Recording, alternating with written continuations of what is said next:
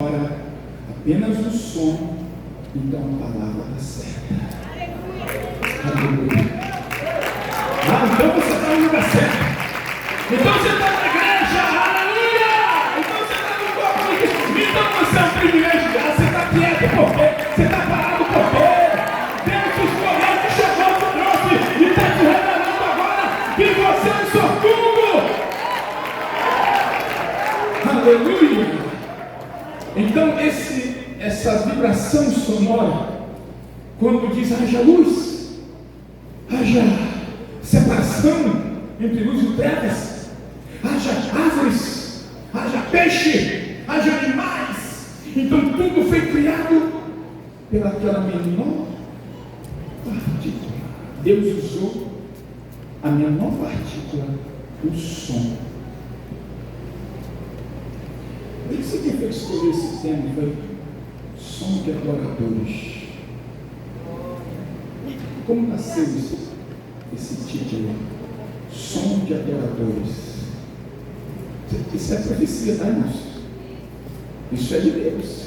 Aleluia! Tem gente que critica muitas vezes, né?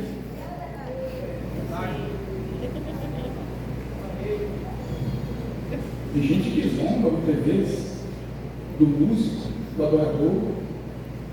Tem gente que nem veste. Tem gente que quer que ele se exploda. Tem gente que faz cobrar a corda do violão. Não paga, o pastor não paga um tostão para o músico. Mas o músico quebrar uma corda, tem que pagar. É um absurdo, né? Mas assim que nós tratamos o músico como se fosse um escravo. É o primeiro que chega, é o último que sai. Liga de liga, eu não sei nada da sonoplastia da igreja lá. Não sei nada. Porque os músicos resolvem tudo lá. Consertam, arrumam. Eu ainda fico mais confiante ainda que meu filho é um deles. E aí, às vezes, ele é o serviço gerais, ele faz tudo também. Então eu fico tranquilo, já pensou se eu estivesse batendo cabeça com instrumento? Eu acho bonito quando o pastor prega, canta, dirige, toca, ainda dá 3 pulinhos para cima, eu acho legal isso.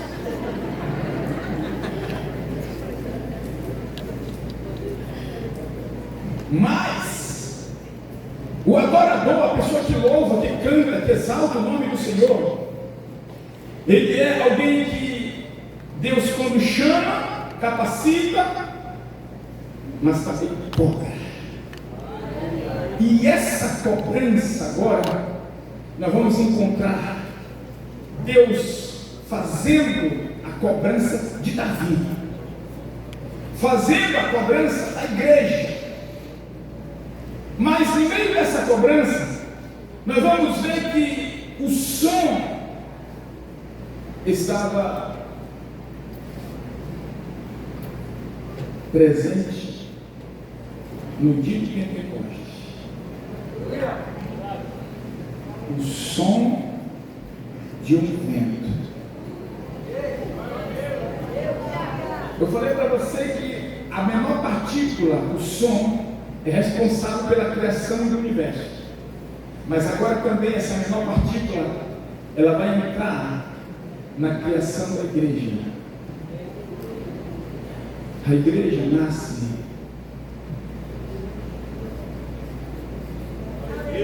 no som. O quartzo, a menor partícula que estava lá, a igreja vai nascer. E Deus vai usar o som, o mesmo som que Ele usou lá no início. E a igreja vai nascer no dia de Pentecostes. A origem. A igreja nasce no meio de barulho. Queridos, o barulho da igreja é tão grande que 120 pessoas abafaram o som de 40 mil que estava em Jerusalém celebrando a Páscoa. 120 faz mais barulho do que 40 mil. 120 ultrapassa a ponto de todos eles deixarem a festa deles e irem para a frente do cenáculo. E naquele dia, daqueles 40 mil, 3 mil alcançam o perdão, a salvação e o batismo nas águas em nome de Jesus. Se a igreja não passar no som, então nós deveríamos estar bem caladinhos, paradinhos aqui, mas não dá para segurar. De vez em quando a gente ouve falar que alguém multou, que alguém prejudicou, que alguém denunciou o barulho. Eu descobri que eu acho que eu sou meio autista. Pelo menos o nome já ajuda, Batista. E aí quando o barulho está muito alto, aí quer me dar assim um negócio de uma labirintite, um negócio de uma balança assim no corpo. E eu disse assim: Deus, eu vou aproveitar esse balanço para te adorar. Mas o que eu vejo acontecer muito nas igrejas hoje, as pessoas estão chegando com abafador de ouvido para não ouvir barulho muito alto. E eu entendo realmente que tem uns que tem muito alto mesmo. Seria bom te dar uma controlada, né? Colocar aqui um tratamento acústico, alguma coisa. Está vendo esse carpete até no meio da altura aí, ó? Esse é tratamento acústico. Está vendo essas placas em cima aí, ó? Para que essas placas para cair na nossa cabeça? Não, isso é tratamento acústico. Para não reverberar o som, para ele bater e segurar. Senão produz eco. Vamos organizar isso nas nossas igrejas, porque nós somos barulhentos. Vamos, pastores, organizar isso? Em nome de Jesus. Vou profetizar de novo. Vamos cuidar do som da nossa. Não é colocando cartaz, não. É trabalhando no processo acústico para que o som fique gostoso, suave, não produza eco e não precisa aumentar muito o volume. O assunto aqui é som hoje. Então o pregador vai ter que falar sobre isso. Queridos, agora eu quero que você aprenda uma coisa aqui.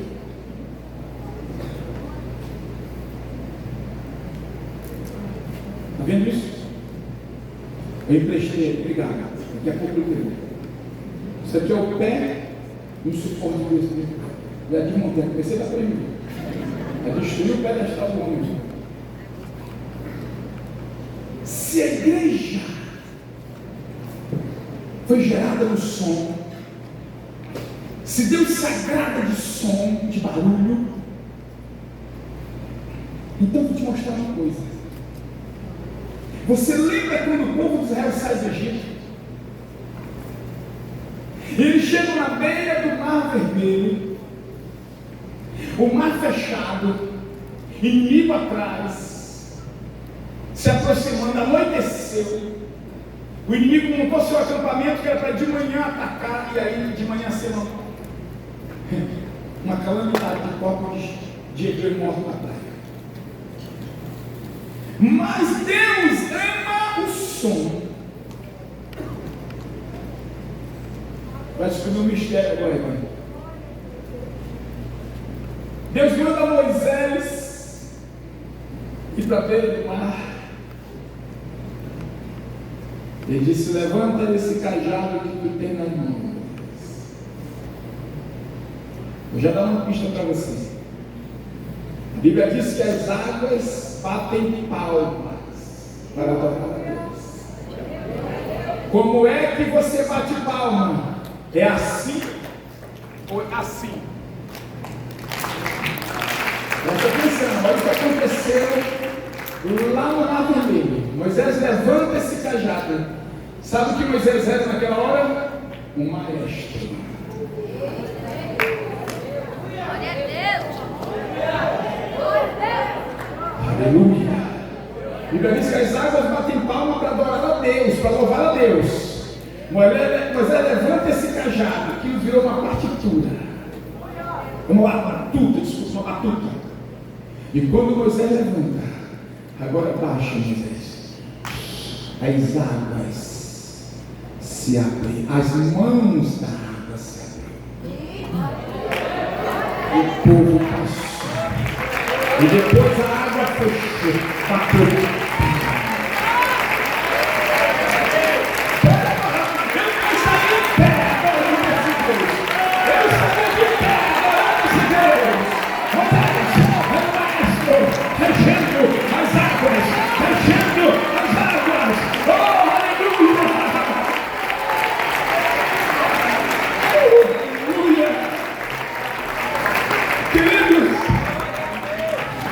Deixa Deus nessa noite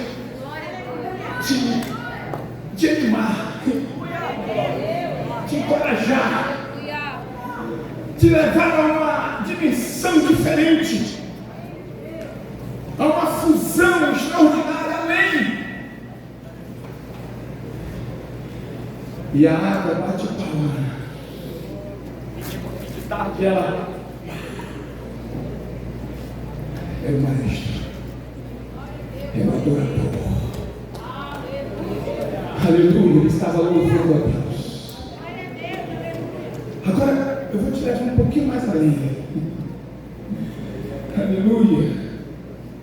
Você não sabe que Josafá, agora eu quero pegar um gancho do pregador da tarde. Lembra que eu te disse que eu queria que Deus falasse só para me conectar? Pois é, Josafá está lá. De repente chegou a notícia: olha, está vindo aí, os exércitos se juntaram todos. E eles já estão bem aí na fronteira do Rio Jordão, estão bem aí pertinho. Atravessaram, vieram pelo lado do mar, e eles estão aí na fronteira da terra. E já vão entrar. A Bíblia diz que Josafá teve medo. Irmãos, às vezes dá medo de algumas pessoas ruins que existem no meio da igreja. Às vezes até pessoas que a gente ajudou, que a gente deu lugar, a gente abriu a porta da casa da gente para entrar. A gente confiou. E aí de repente essas pessoas começam a tentar nos destruir, nos envergonhar, nos estragar mesmo. Josafá teve medo. E ele sabia que Israel ia ser destruído naquele dia, Judá todo ia ser destruído. E ele se desespera. E ele vai consultar Deus. E ele chega lá na casa de Deus. E ele convoca todo o povo para orar. Ele não disse: eu me garanto. Todos nós vamos juntos buscar a Deus. Aí ele ordenou um jejum. E o povo começou a buscar a Deus, chorar na presença de Deus, expressar a realidade. Lembra da ultrassom? Lembra da ressonância? Deus, é isso aqui que está aqui comigo. Eu estou com medo. Porque o nosso maior erro é não admitirmos que nós somos barro, que nós morremos, que nós podemos fracassar, falhar, que nós dependemos, que nós precisamos um do outro. Não olhe para o teu pastor e veja ele super-homem, não. Veja como alguém que precisa da tua oração, do teu abraço, do teu amor, da tua dedicação, da tua perseverança, do teu bom testemunho, porque o teu mau testemunho pode prejudicar o teu pastor também. Josafá vai e ele pergunta do povo: o que a gente faz? Perguntou do povo. Fico muito preocupado com aqueles vídeos que ele reúne a família dele em casa, aí ele mesmo se acerta: vamos sair, vamos fundar nossa igreja, vamos fundar nosso ministério, só com a minha família aqui. Reúna, pergunta a igreja toda, pergunta os líderes. Josafá é rei, mas ele não teve orgulho, ele foi pedir conselho. A Bíblia diz que a sabedoria está no meio do conselho.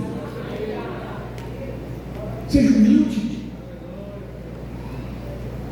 E quando ele estava orando, um profeta, um jovem profeta, eu creio e disse: não tenha medo, porque essa guerra não é sua, essa guerra é de Deus.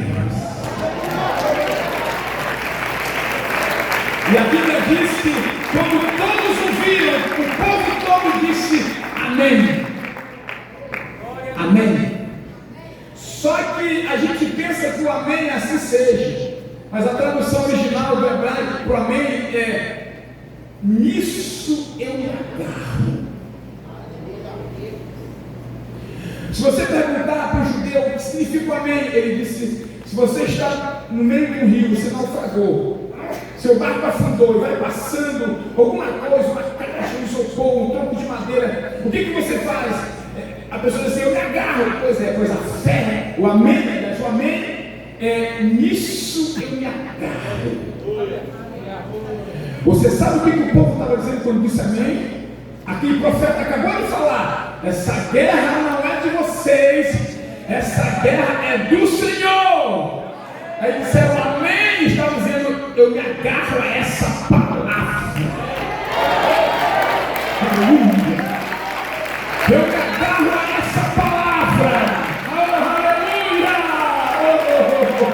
Aleluia. Queridos, eles vão naquele momento diante de Josafá.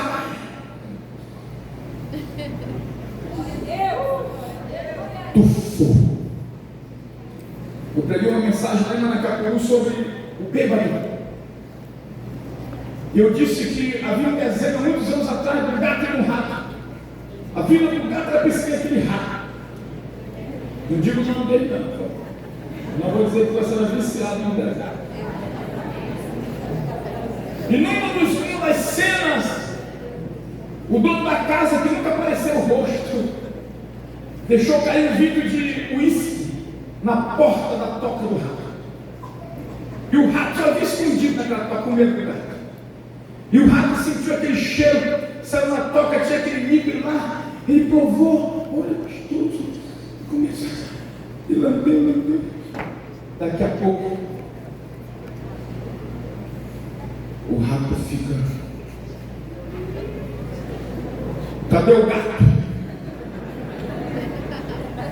Que vem o gato! Acabou o medo do rato. Não tem medo do medroso, viu? Não tem medo do medroso. Pode acreditar nisso. Ele se arrebenta todo, mas ele vai. Quer ele todinho, mas ele não desiste de apanhar, né? Não tem bêbado medroso, já viu? Então note bem. Agora, Josafá, e ele monta a sua estratégia de guerra. Aí ele coloca o levita na frente. Talvez aquele levita mais novo você sacou o rei todo. Cadê a couraça? Cadê o escudo? Não tem não. Vamos na frente aí. Não, você sabe por que ela fez isso? Eu estava lendo aquele livro Arte da Guerra, e lá disse que foi o maior erro, era o maior erro bélico de um oficial, de um comandante, era aquilo que Josafá fez. Só que você lembra do profeta e lembra do amém? Quando Josafá disse: eu me agarro essa promessa. Pronto, acabou-se. Agora eu posso matar a mulher na frente. A vitória é nossa. Você lembra quando Davi roda aquela funda e Muri podia jogar aquela pedra para qualquer lugar, mas o poder de Deus ia direcionar aquela pedra na direção de Deus. Porque quando você se agarra a uma promessa, não interessa o que está acontecendo, não interessa as crises, não interessa o problema, você tem a segurança do amém da promessa. Se agarra a promessa, palavra de Deus. Não foi a música. Eu preguei muitos anos que foi aquela música do Levitas. Não foi.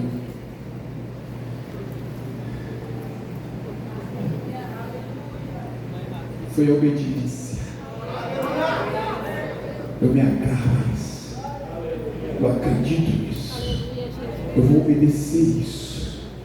Vai acontecer isso. Não quero nem saber mais de nada, não quero mais nem arma. A vitória já é, porque essa guerra é do Senhor. Quem vai guerrear não é homem, é anjo. Aleluia.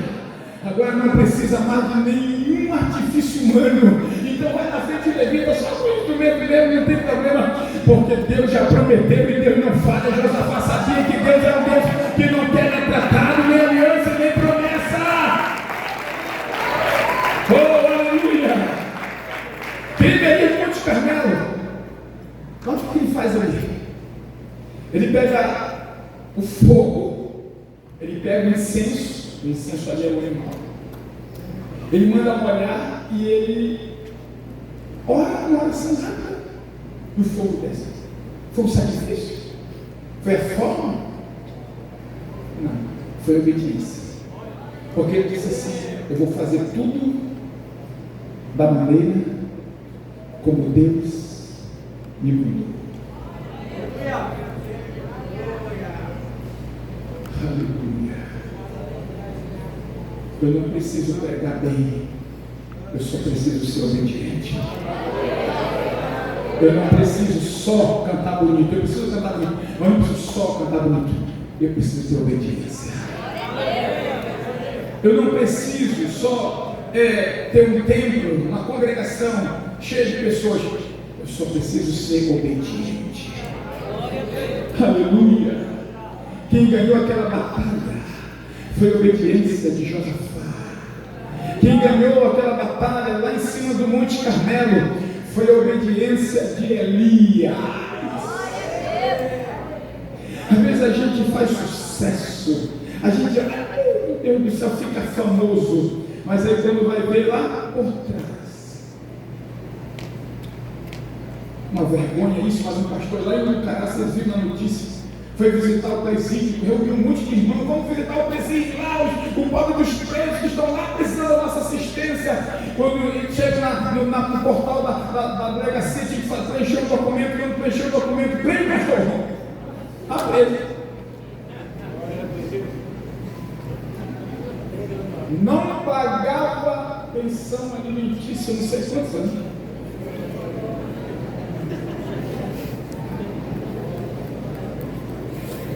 Mas eu vejo muita gente fazendo acontecer, aquele movimento, aquelas coisas. Meu querido, a obediência. A obediência. Você está lá com 10 irmãozinhos lá no ramal, no fim do mundo, onde o carro não está nem curvo porque não tem espaço. Obediência. Deus vai multiplicar. Deus vai abençoar a obediência. Vai fazer ano que vem estarmos lá no outro auditório maior. A obediência, o temor, aleluia, a vontade de obedecer a palavra de Deus. Agora bote bem, Paulo e Silas. O Paulo e o Silas, quando a gente pensa em Paulo e Silas, a gente pensa em quê logo? Por isso não. O pobre do Silas entrou na história e o pobre do Silas apanhou sem culpa. O culpado foi Paulo. Como assim? Porque a lei dizia que quem matasse seria morto, e Paulo não fez isso. Ele conta lá no testemunho do rei que ele entrou em muitas casas. Ele arrastou pessoas para a morte. Paulo não tinha sido punido pela lei. Paulo se converte. A lei dizia matou, morreu. Aí Paulo se converte. Aí não vai preso. A lei não pune. É muito fácil. O cara era bandido, se converteu. Acabou. Te prepara. Te prepara. Prejudicou a família, vendendo drogas, prostituindo pessoas, destruindo vidas. Te prepara. Mas pastor, e aí isso vai contradizer, porque pela graça, pecado perdoado, eu já estou livre. É? Vamos imaginar que você pula num prédio, no meio do caminho você se converte, aí você está caindo. Aí você diz, não, eu já me converti, me segura. Vai morrer salvo. Mas vai chegar lá. Se prepare. Se prepare. Não aceite mentira, nada de fala. Pois é. Aí o Paulo tinha aprontado, tinha matado gente. Fariseu de fariseu, cumprindo a lei, estava certo. Mas ele matou. E pela lei, se ele matou, vai ter que morrer. Espancou, vai ser espancado. Aí foi chamado para o evangelho, se converteu e vai lá, maravilha. Aí ele passa lá pelos círculos máximos de Roma, estão lá aquelas casinhas feitas, aquelas pessoas adivinhando, vendendo coisas, e os guardiões perguntando, e Paulo atravessa, e no meio tem uma tenda que tinha uma mulher que adivinhava, e aquela mulher começou a seguir Paulo e Silas. Note bem, Deus agora queria punir Paulo pelos crimes que ele cometeu e não pagou. Aí eles o espírito daquela moça, a moça é liberta, fez um favor para a moça, fez uma bondade, vai para a cadeia. E lá na cadeia, cai a ficha. Sabe por que Paulo não se revoltou? O próprio Silas não tinha nada a ver. Cuidado, né? Você que cola nas pessoas. Cuidado, pessoas que você vai na ajuda, cuidado. Meu coleguinha, meu peixe. Dona meu peixe. Cuidado, não conhece a vida dele lá atrás, ano passado. Estou pregando para mim, para pastores também hoje aqui, porque nós também somos adoradores. Aleluia!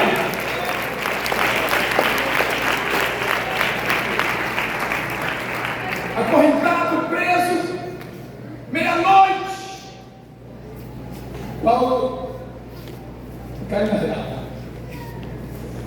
Talvez se você pergunta por que ele estava aqui, não fiz nada aqui, que eu matei ninguém, não fiz nada aqui.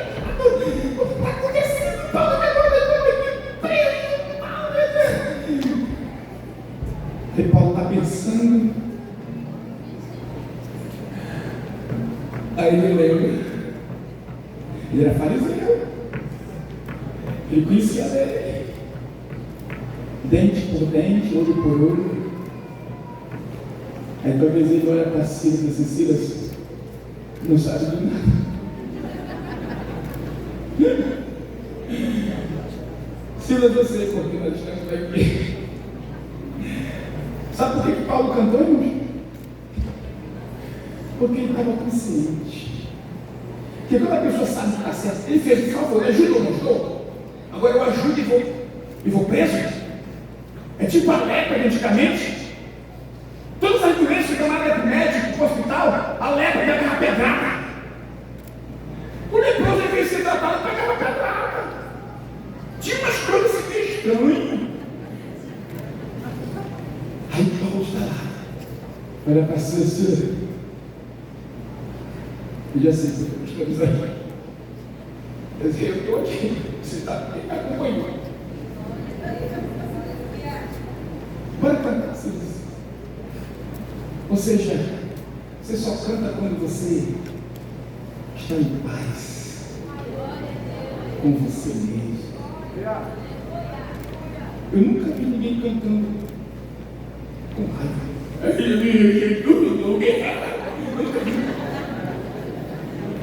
Você só canta quando você está tranquilo. Paulo lembrou, entendeu, reconheceu. Eu sei por que nós estamos aqui. Porque eu sou réu. Eu matei. E Deus está me colocando na cadeia para quitar uma dívida. E Paulo começou a cantar e adorar a Deus. Aleluia!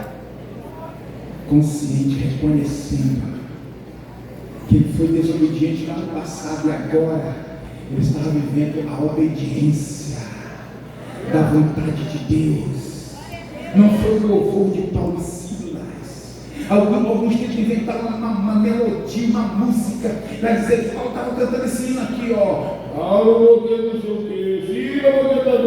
Não tinha nada. Ninguém sabe qual foi a letra. O que abriu aquele cárcere não foi o louvor, não foi a canção, foi a obediência. Foi a submissão de Paulo e Silas naquele momento que abriu aquele cárcere, querido. A tua obediência diante de Deus vai fazer com que você, quando você adorar a Deus, Deus não vai rejeitar a tua oração. Deus não vai rejeitar o teu clamor, porque a obediência vai na tua frente. Preste atenção, para terminar. O trono de Deus, Ezequiel veio com rodas. João, quando veio lá no Apocalipse, não veio com rodas, mas Ezequiel viu com rodas o trono de Deus. E ele disse que, ele já pensou que uma cadeira com roda, né? Pensou? É o primeiro carro que eu já vejo aí, né? Assim como Jesus teve o último incenso lá naquela casa de Simão, preparação para a sua morte. Agora eu vejo o carro com rodas. E sabe o que o profeta diz? Ele diz que aquele carro, ele se move. E ele vai na direção. E a Bíblia vai dizer, em João, que está à procura. Aleluia. Vamos ficar em pé nessa noite. Ele procura. O trono de Deus tem rodas. E ele escuta. Onde é que tem voz? Onde é que está o som? Onde é que estão adorando? E ele diz para o carro: vamos para lá. Direciona para lá. E o trono chega onde tem som, onde tem ação. E daqui a pouco aquele som para ali. E Deus fica procurando, não tem som, acabou o som. Onde está o som? Eu vinha do Rio Jatapu, lá da aldeia Santa Maria, no pé da cachoeira. Um dia de viagem, uns 70. Nós saímos de lá 8 da manhã. O cacique veio nos conduzindo, eu e alguns irmãos. Tem alguém aqui que estava comigo naquele dia?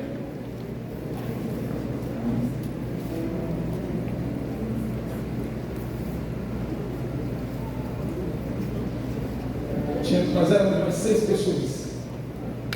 E tem um filho de alguém que estava comigo naquele dia, que está aqui nesse evento.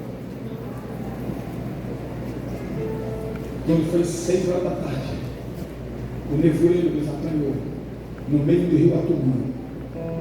Pedras, a escuridão chegando. O dia todo foi de chuva. E nós estávamos ensopados até o sapato, a meia, bolsa, tudo molhado. Não tínhamos como nos esconder, não tínhamos uma cobertura, não tinha lama, não tinha nada. Com fome, comemos farinha, com água, o dia todo. O nevoeiro nos apanhou no meio de uma baía muito grande, dentro de Jatapu. Ela é dentro do Atumã já. Já chegando ali próximo de Madrugá, São Sebastião, muito acima, aliás. Nós ainda estávamos aí umas 3 horas de 70 para chegar.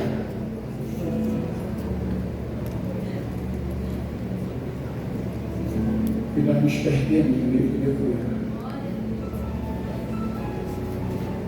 Eu tive medo naquela tarde, naquele anoitecer. E eu disse para o cacique da praia, eu disse: estamos perdidos. Não enxergamos nada em nenhuma direção, não descemos lanterna. Eu disse: desliga o motor. Vamos fazer silêncio e vamos ouvir.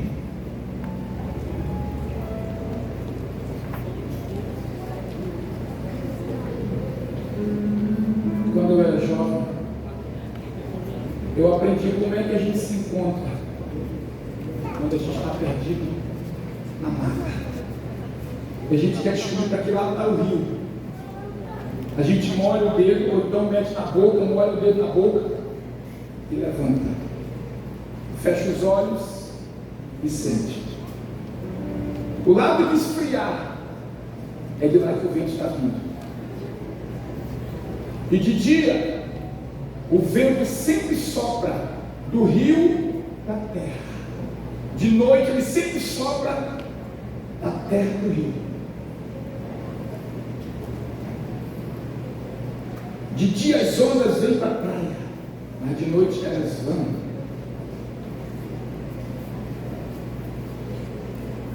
E naquele momento eu mandei o cacique parar a máquina. E eu ouvi. E no meio daquele nevoeiro, um som. Sabe qual era o som? A igreja pentecostal.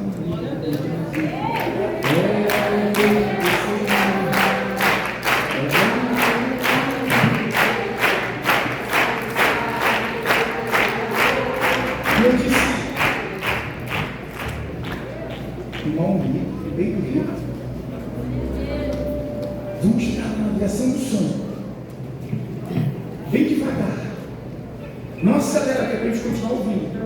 E nós fomos na direção. Não tinha luz, porque no nevoeiro a luz desaparece. E nós fomos, já às 6h30 para as 7 da noite. E nós fomos na direção do som. E nós encontramos uma ilhazinha que só cabia umas 2 ou 3 casas acima daquela ilha, no meio do mundo. Aí nós pedimos licença, paramos, tinha um motorzinho de luz, um gerador, e tinha uma plaquinha, Igreja Pentecostal no Brasil. E as canoas chegando e os irmãos se aproximando para começar o culto. E eu pedi, o Senhor nos permite orar aqui no seu corpo? Tudo bem, pode vir. O pregador chegando. Olha, graças a Deus, vai ter mais gente no culto hoje. Eu perguntei qual é o seu nome, ele disse, Olavo, madeireiro. Na casinha dele, naquela ilha, ele fez um ponto de pregação. E ele disse, sejam bem-vindos. Vocês podem se arrumar, trocar de roupa para começar o culto. Aí vocês passam o culto com a gente, vocês jantam, depois vocês vão embora. Tá bom. Aí não tinha como se arrumar. Roupa molhada, tudo molhado, também uma roupa molhada. Fazia prof, o sapato chegava. Tremendo de frio. Aí nós nos assentamos lá naquele banquinho de tora, de tábua, sem nada para encostar a costa, sem cobertura. E uma caixinha amplificada, frango. O nome para ser diferente, para ser fanho. Pense num negócio roubo. E aí o que aconteceu? Ele disse, olha, vamos começar o culto. Aí ele disse assim, agora eu queria que vocês se identificassem os visitantes, olha só. Meu Deus. Aí um disse, eu sou fulano, eu sou fulano, eu sou fulano, falei, não digam que eu sou. Aí chegou minha vez e disse, senhor, quem é? Meu nome é João Batista, O senhor não é o pastor João Batista, não.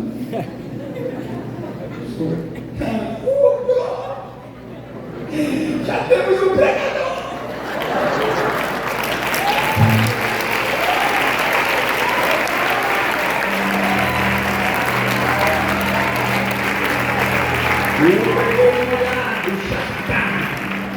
E quando eu queria parar, eles queriam mais ouvir. 10 da noite, que estava comendo um caldo de tambaqui que ele fez para nós. Dormindo molhado. Queridos, aquele homem disse que ele estava orando com aqueles 10 irmãozinhos com ele, para Deus enviar alguém para ajudar naquela noite. Ele estava fazendo uma campanha no final de uma campanha. Porque o trono de Deus ele anda lá no meio daquela ilha, no meio daquele rio, naquele nevoeiro, da escuridão. O trono de Deus direcionou na direção deles. Eles estavam orando, falando com Deus. Deus me fez pregar ali naquela noite. E hoje tem igrejas por todo o Macumã. Várias igrejas estão se levantando dentro daquele rio.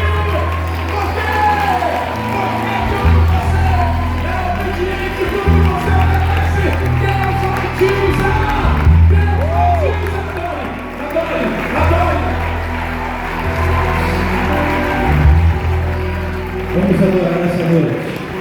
Chame para cá. Vamos entulhar essas cadeiras para trás. Queria pedir aos jovens, entulhe essas cadeiras para trás. Vamos fazer um momento de adoração aqui nessa noite.